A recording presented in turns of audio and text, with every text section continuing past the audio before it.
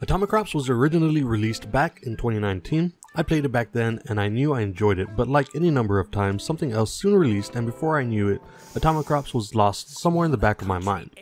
Now, if you fast forward to just a few weeks ago, I was trying to organize and make space on my Series X, and there it was, long forgotten but never removed from my hard drive. I was in between projects at the time, so I figured why not, let's go check this out again and give it a few runs. Now that was almost 3 weeks ago and I'm still playing it almost daily, so I figured why not finally review it, and who knows, this may be the start I needed to finally get into reviewing games. After all, I do have a huge backlog, so let's go ahead and give this a shot. Atomicrops starts you out with a hilarious introduction trailer. You are the brand new owner of a plot of land that has been used for farming for generations. It was left to you in a will by your good old uncle, and one of the neighbors now shows you around the property as you jump with joy and excitement. You've never experienced anything like this in the city, and you're excited to see what the farming life has to offer.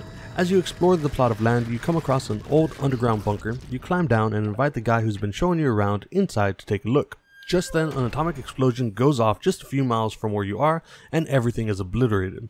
But you are safely inside the bunker, and it seems to have saved your life, and as the only person left to tend the farm, it's up to you to grow crops, feed yourself and the few survivors from the local town. Of course, the nuclear blast has left everyone and everything looking a little bit different. Everything you grow now has a face. Yeah, tomatoes have full-on eyes and mouths, and it's kind of weird knowing that you're going to eat them soon. After the intro video, the game starts you out with a simple tutorial that shows you the basics of starting and growing your farm. You'll quickly learn that you need to constantly be on the lookout for seeds to plant, and you'll have to till your own dirt, plant your own seeds, and keep them watered too.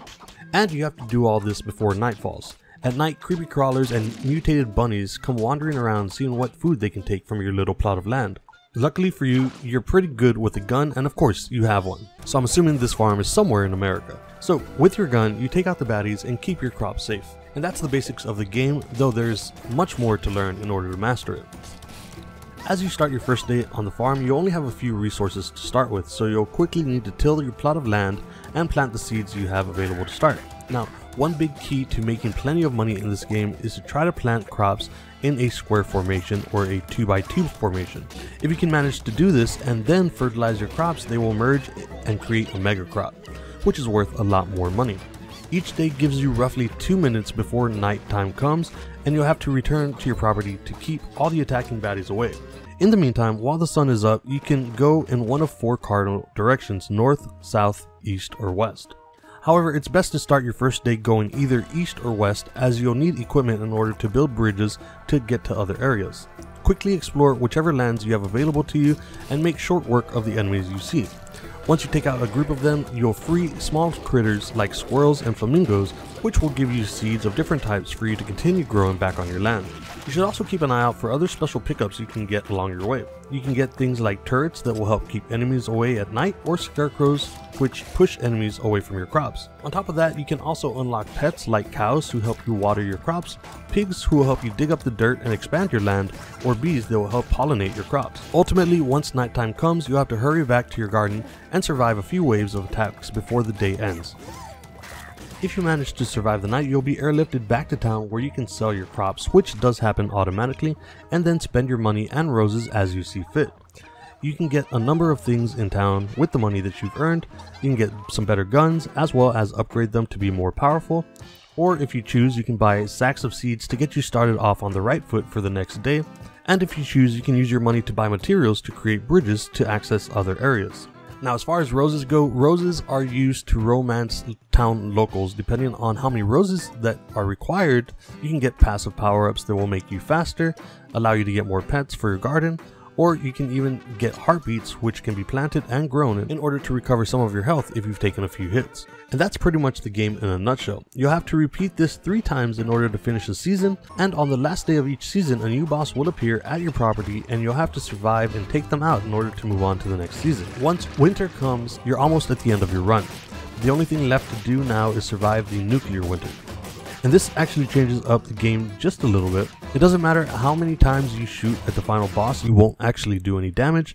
This is because the only way to damage the final boss is to send your crops to attack it. So be sure that you've done all you can to have the biggest plot of land and as many possible crops at the end of your run so that you can send them to defeat the boss.